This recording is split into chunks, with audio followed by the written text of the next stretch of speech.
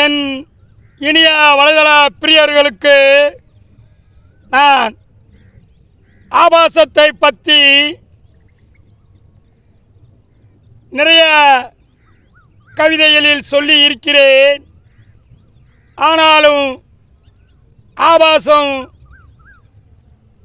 சமூகத்தில் ஒரு தீய தாக்கத்தை உருவாக்கி கொண்டு வருகிறது.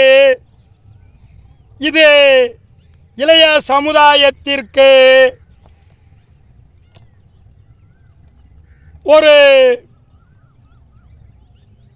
தடையாய் கூட இருக்கிறது என்று சொல்லலாம்.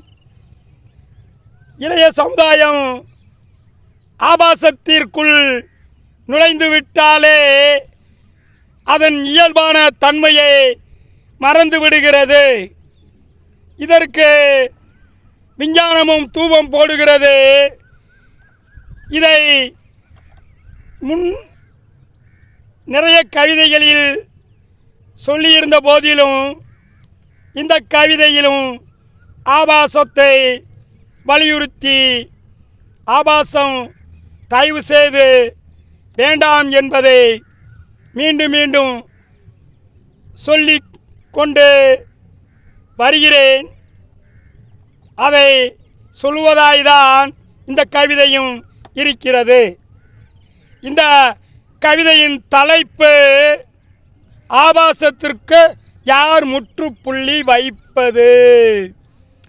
தலைப்பு ஆபாசத்திற்கு யார் முற்றுப்புள்ளி வைப்பது.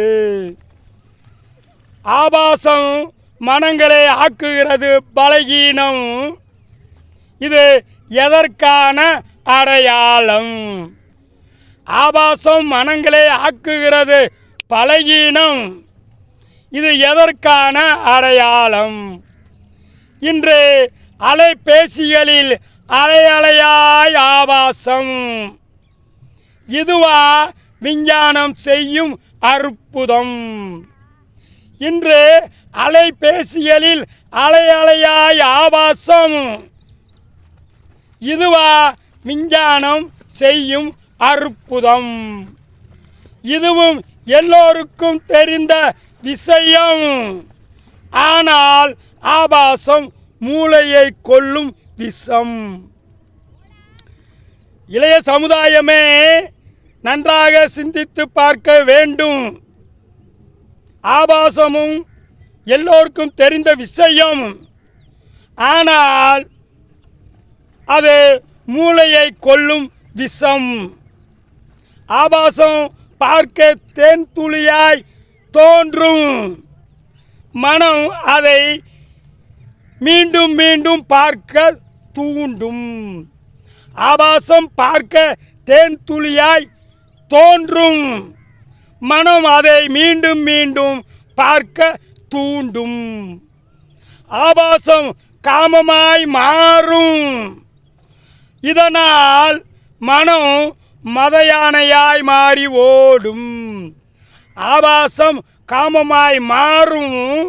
இதனால் மனம் மதயானையாய் மாறி ஓடும். அது மோகமும் கொண்டு அலையும். மேலும் பெண் தாகம் கொண்டு திரியும்.